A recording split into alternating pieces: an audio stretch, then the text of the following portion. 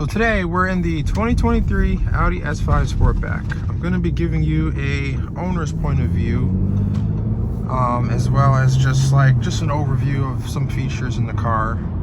If you haven't seen my previous video, just of me walking around the exterior, as well as just showing the in-depth of the MMI and the virtual cockpit, be sure to check that out before you watch this video. I'll put a link in the description. So right now I have it in comfort mode. I'm gonna go ahead and switch it over into dynamic. Just click this button.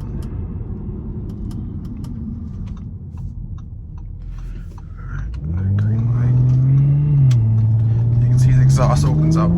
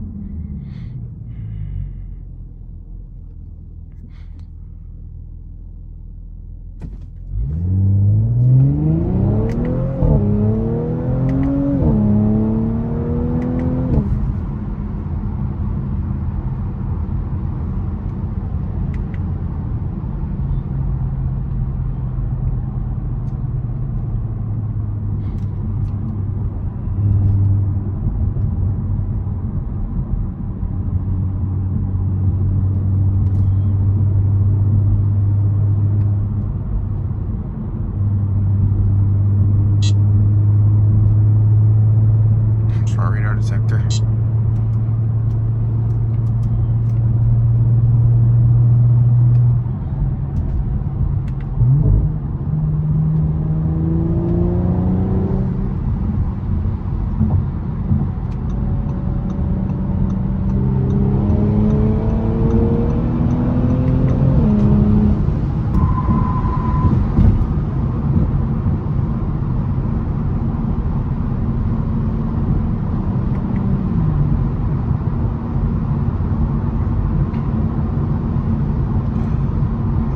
So I guess I can go over some features, while driving this time.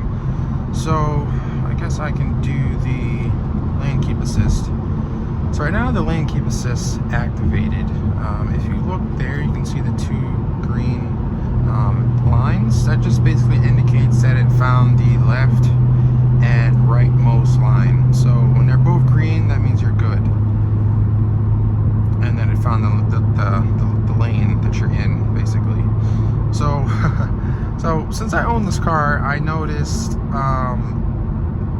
a neat trick. So if you don't keep your hand on the steering wheel, it basically prompts you to, put your hand back on the steering wheel, and it comes up quite frequently, which is something I don't like. I wish it would at least every minute maybe, but you'll see here. So it says, please take over steering wheel.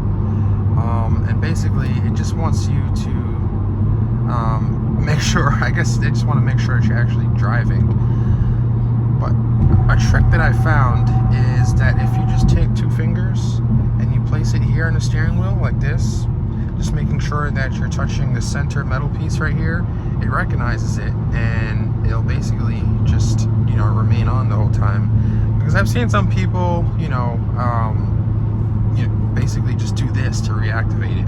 It's actually kind of, I don't know, scary. But yeah, just take two fingers like this, put it right here, and yeah, we'll just stay in that mode. So just a neat trick that I found. Just wanted to share. Oh, also another thing, this spec, it does have adaptive cruise control. So what I can do is I can click here to pull this forward. Oh no, alright, there we go. So right now I have it set to 60, so we'll just basically maintain that speed limit, and yeah, it's definitely useful for long car trips. I've also used it in traffic too. It can get down to 0 miles per hour and just maintain a safe distance of the car in front of it. You can also set that distance too, by moving up and down on this button. So I'm just gonna that. So that.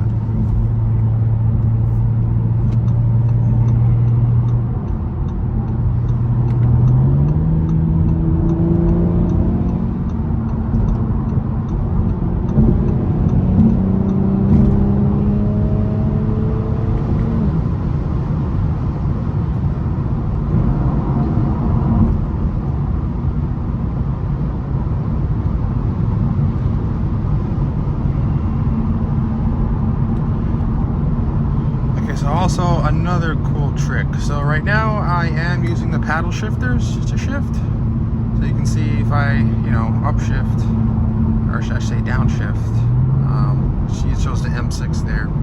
And I can upshift by clicking the right paddle. However, if I wanted to just go back into the automatic shift, all you have to do is actually hold on to one of the paddles. Like for example, I can just hold, oh, it just did it there. But anyway, I'll reactivate it. So I can just hold down on the up paddle right here, and you'll see that it will go into, automatic mode. So that's a pretty cool feature I found out as well. Also, if you want to go back into automatic mode, so see it says M6 there, you can also shift back on this lever. So just shift back, and it'll take you back into, automatic shifting mode. So that's another cool feature.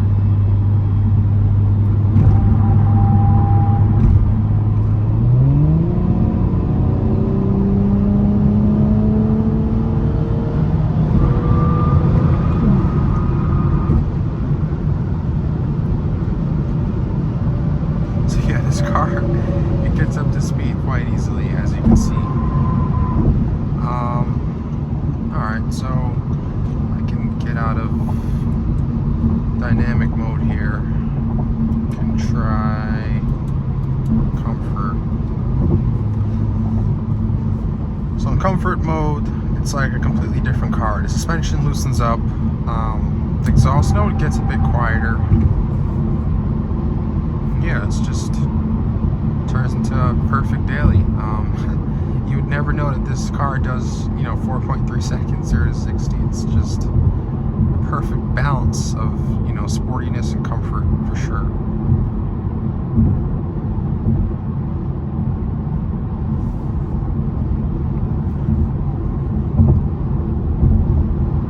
So yeah, I've never driven the RS5. But from what I heard, it's more of a track-oriented car. So the suspension's definitely going to be a bit more stiff, even in its most comfiest setting. Compared to this car, I can tell you that the suspension in this car in comfort mode is very plush. Like, it's very comfortable, very relaxing. I've done 6-hour road trips in this car in comfort, and it just feels very good. Especially with the massage seats. Massage seats, they're definitely, they don't distract you while you're driving. It's not like, too aggressive, but it definitely helps for long road trips. Definitely helps with your back.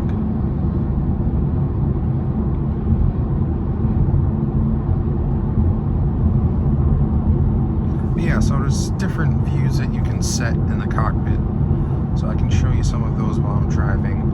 So right now I'm in the maps view.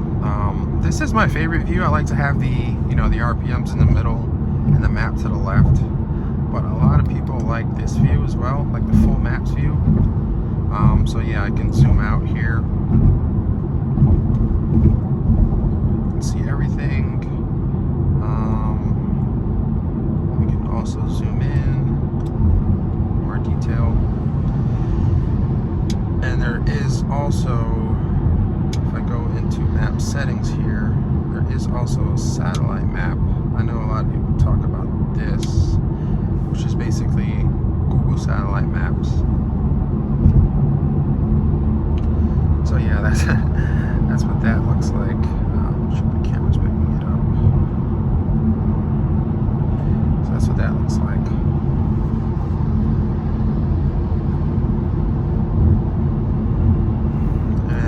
Have my phone connected, yeah, it's going to show that. That's the song I'm playing. consumption, short-term memory, long-term memory.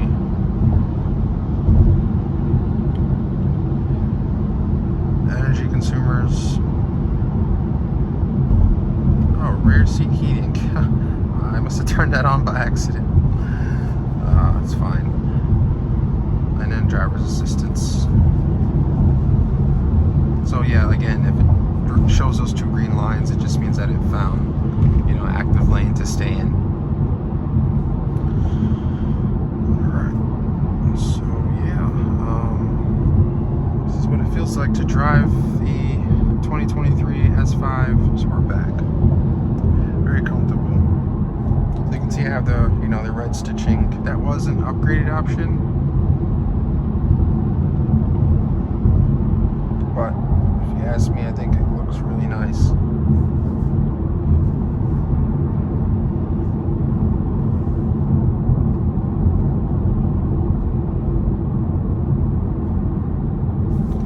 I'm actually gonna go this way.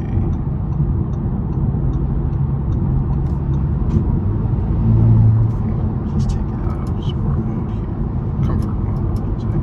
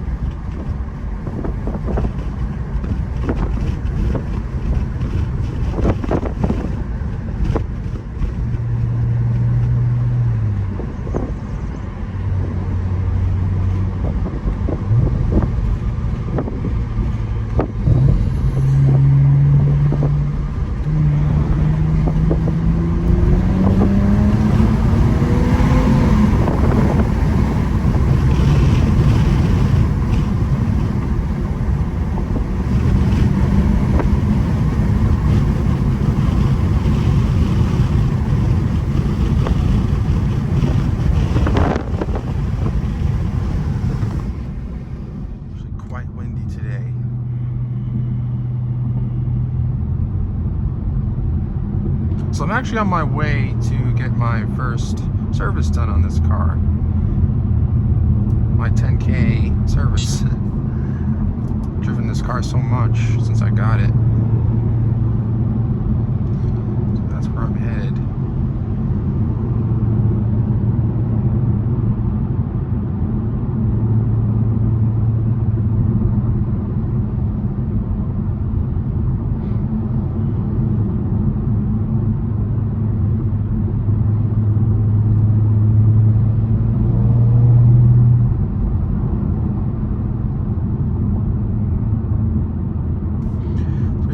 Back here to navigation, so you'll see,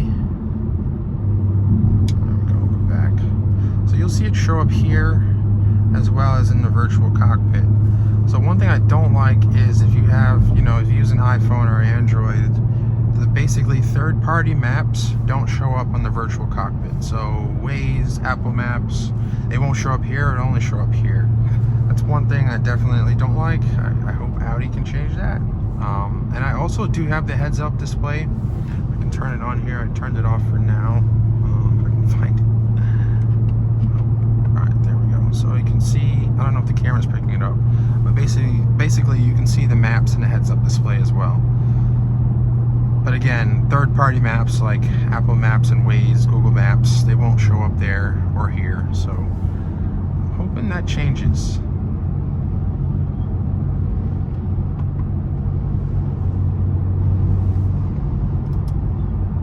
Back into comfort here. So yeah, I think I'm gonna end the video here. I hope you enjoyed it. Again, if you haven't seen my previous video of just going through the exterior of the car, make sure to check that out. And this was my first, batch of YouTube videos, so I hope I did a good job.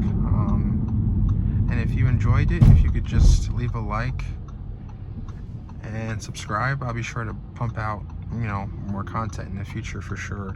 I can also do a night drive to just go over the different lights here, as well as the laser headlights, because those are really bright. It's interesting to see. So yeah, I hope you enjoyed the video and have a great day. Till next time.